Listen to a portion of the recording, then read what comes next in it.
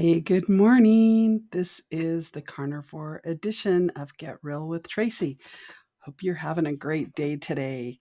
I have a lot to share with you today on what I have learned about myself and the carnivore diet, what my body likes. So I am now 126 days into the carnivore lifestyle, and I went through this month of September kind of at a plateau. I gained a pound or two because I tried changing up my eating style from a OMAD, one meal a day, with intermittent fasting, to eating 3 times a day and trying to get in 2,000 calories. And I discovered that didn't really work for my body. My body really told me it didn't like that. It didn't work well for me. So I decided to go back to what I knew and what was working. And, I've down 38 pounds from when I first started. Just decided I'd go back and because it was working, and why reinvent the wheel? Let's go check it out and see what we can do. I decided to go ahead and do that, and I am pleased to say within 3 days I dropped 2.5 pounds. My body tends to be someone who likes, I could do 2 meals a day with the intermittent fasting. In the morning when I get up, I like to have coffee or tea, something hot to drink while I do my morning devotions, and just pray and think about the things that God is teaching me. And I'm learning a lot about my body, how to stay really in tune with it and listen to it instead of just doing what seems right in my own eyes, which I'm really good at doing. I went back to my twice a day eating, and that seems to be working pretty good for me. So I'll have coffee when I first get up in the morning, around 7 or 8 o'clock, and I do my devotions. And I always put butter in it. And then a couple of times a week, 2 to 3 times a week, I add a raw egg yolk to it. And I do have a little bit, about a tablespoon of heavy whipping cream in there. I do stick my butter in the coffee mug first, pop it in the microwave for about 5 seconds, 10 seconds to get the butter melted. Then I will add my heavy whipping cream in and then whip that up with the frother that I have. And then if I'm doing the egg yolk, I will put that in as well and mix it at the same time. I'll add my coffee to it after I get it blended really well together. And that is a wonderful little treat to have. Kelly Hogan, my coach, she has told us about the egg yolk coffee and how that signals our body that we're going to burn fat for our fuel for the days. I try and do that about 3 times a week. Then at about 11 or 12, I try and hit the 11 or 12 mark, but sometimes if I'm focused on what I'm doing, I'm not paying attention, and I'm hitting the 1 o'clock mark. If I can hit 11 to 12 in that area, or say 11 to 1 to have my first meal of the day, that's pretty good for me. So I will have, something like either a hamburger patty, or I'll make bacon and just have some bacon, 6, 7, 8 slices of bacon, or I will have bacon and eggs for my first meal. Then I will go on later in the evening around 5 to 6, like to hit that mark, where I will eat something like ribeye steak. And I can only eat about 4 ounces. That's just the way my body works. I have to be very cautious of that. Pay attention to it. I eat when I'm hungry and I stop when I'm full. I drink lots of water. I do have sparkling waters that I drink as well with my meals, just to give me a little difference, a little flavor with my meal. And that seems to be working really well for me. And then I don't eat again until the next day. And so that cycle seems to be working well for me. Now, the 1 meal a day cycle, sometimes if I'm working and I get hyper focused and just really zoned in the zone, I forget to eat and I will kind of push past my hunger pains, which isn't a good thing, I don't think. You really need to pay attention to what your body's saying to you. If your stomach's growling, it's telling you, I'm hungry. You need to fuel me. Even if it's just a little snack, go ahead and fuel it. Just really start to become a student of what your body is telling you. And I think you'll find success there. And that's one thing that Kelly told us at the very beginning of our coaching session is if what you're doing is working, then do it. Stick with it. Don't do what I'm telling you to do. Kelly Hogan, she has been a carnivore, I think, for 13 years. Maybe it might be longer than that. So she's in the maintenance phase. And I've known before when I've done diets before, there's when you hit the maintenance phase, which I rarely hit with the diets I did before. But when you hit the maintenance phase, then you eat a little bit differently than what you did when you were losing the weight because you don't have as much fat to burn. You do probably need to eat a lot more calories and more frequently. And that works for Kelly. So my body's different. So my body may not respond like hers. I may still be doing the once or two meals a day.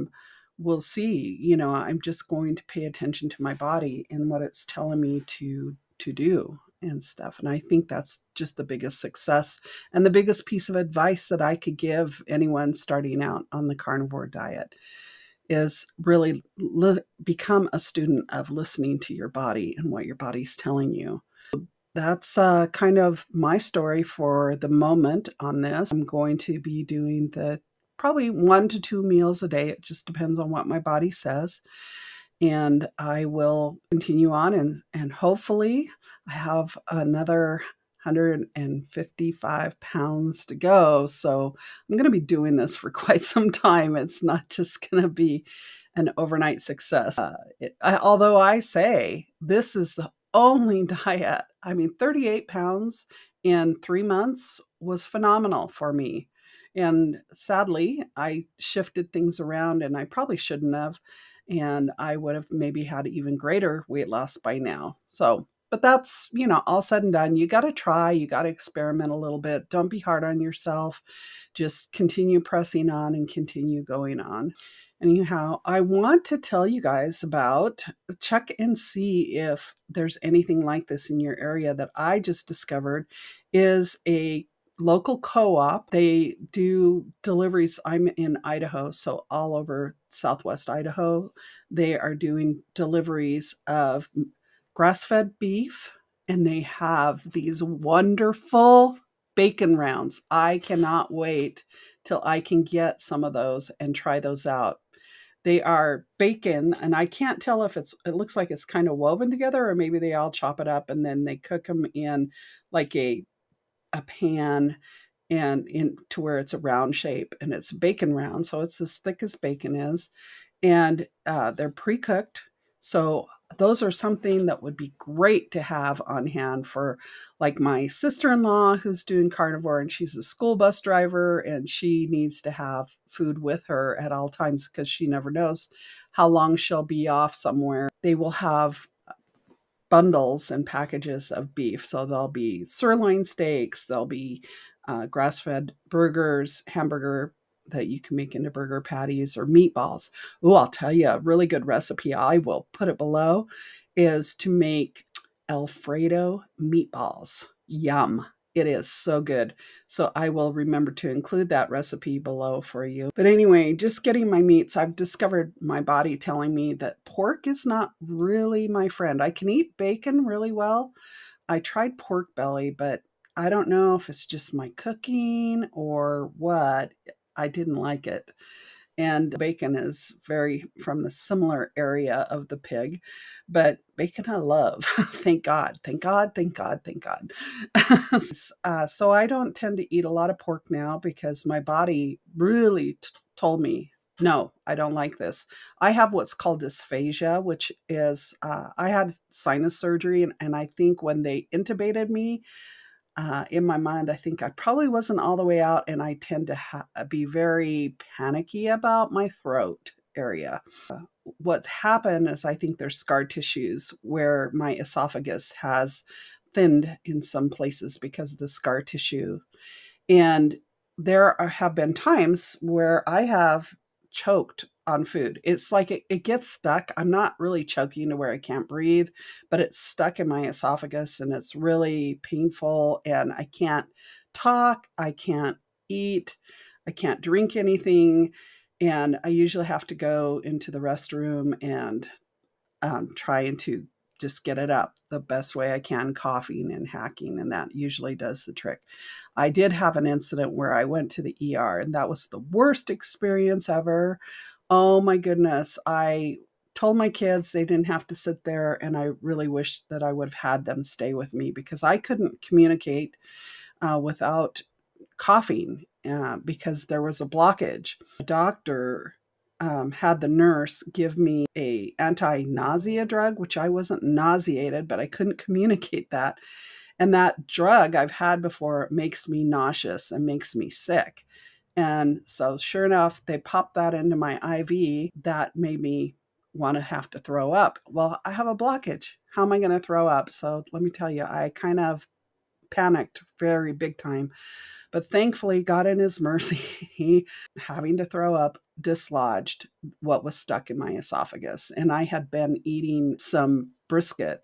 But what had happened was the place that I got the barbecue brisket from had a moldy roll that was sitting on the piece of meat that had eaten. And I didn't notice because I just moved the roll aside. I didn't try and eat it. And I'm allergic to mold. So I was having an allergic reaction on top of it. But that was the worst experience of my life. But I do still, like, my body will cough anytime I eat bread. It's telling me I do not like gluten, do not eat this. But then I will still go ahead and eat it. Sometimes I'll just say, shut up, just eat it anyway. Well, now that I'm doing carnivore, it did that with me with pork. And I mean, it really made it clear it did not want me to eat the pork. So I decided not to eat pork other than bacon because that seems to be what it will tolerate. So I tend to eat beef. I will eat some chicken. I can have some chicken, but chicken is pretty lean meat, especially it seems anymore. It's hard to find chicken with the skin on to get that fat in and that. So, but there are things you can do with the chicken. You can make it into a fried chicken by use fried pork rinds. You just mash those up in a blender till they're really fine and make kind of a panko out of that. And then you have an egg, just like you would do to make a panko fried chicken anywhere else. You dip your chicken into the egg and then you wrap it in the panko and then you can bake it or you can air fry it, whatever you choose to do, or cook it in butter. But you don't want to use oils because oils are not the best thing for us. So anyhow, you can do that. So I haven't tried lamb. I've had it before, but it's been a long time. I think I liked it, but I'm not sure.